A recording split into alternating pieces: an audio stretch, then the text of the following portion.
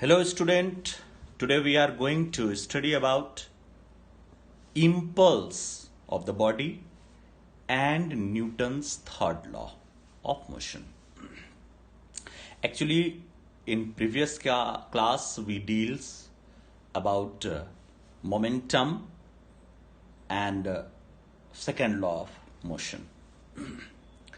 At the time when momentum invent in Newton's behalf of Newton's second law, then new physical quantity also arises, that is impulse.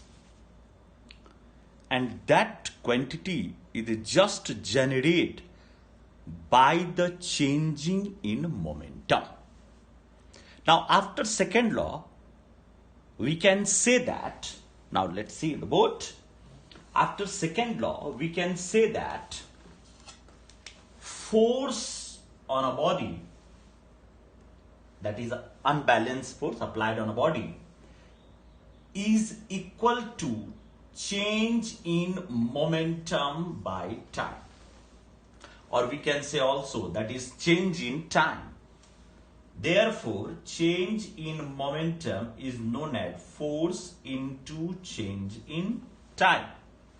Or we can write momentum final minus momentum initial is equal to force into change in time. This change in momentum is known as impulse.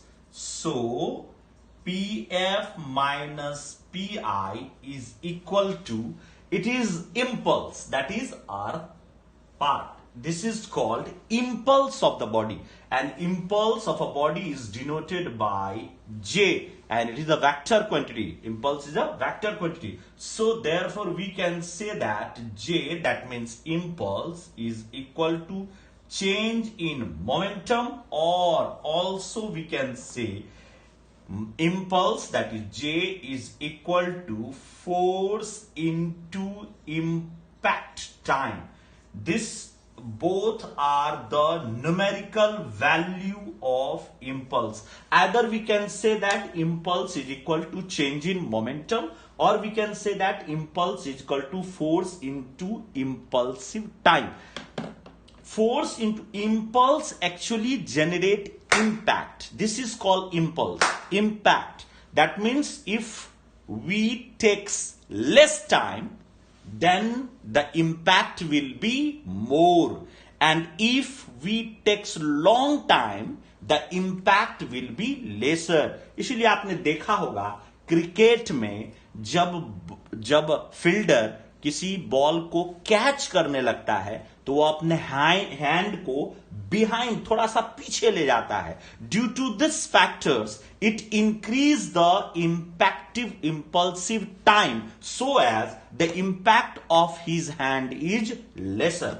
Impulse is denoted by J, and it is a vector quantity. Impulse is a vector quantity, and its SI unit is same as the SI unit of momentum, that is kg meter per second. It is also, its SI unit is also written as Newton, that is Newton second. Here time is the impulsive time, and F Newton for F. That is a quantity which generate when momentum generate. Now, our next topic is third law of motions. Now, we can say, according to Newton's third law, Newton tells that for each and every action, there is equal and opposite reaction. That means if we nailed a nail inside a wall, then they are both have a single system.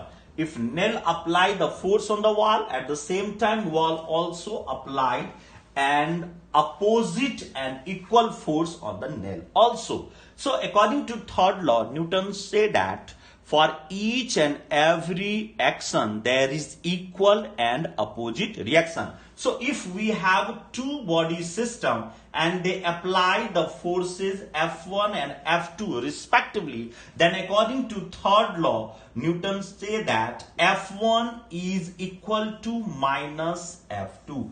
That means the magnitude of F1 and F2 will be same, but the negative sign indicates that they are opposite to each other. There are so many examples inside your NCERT syllabus, inside NCERT book, which is related to the third law of motions. Every section like we can say the recoil velocity based on the conservation of momentum, they all are under the third law of motions. So our today's lecture is just, and your assignment is to prepare experiment based on the Newton's third law of motion given in your NCERT book. Thank you.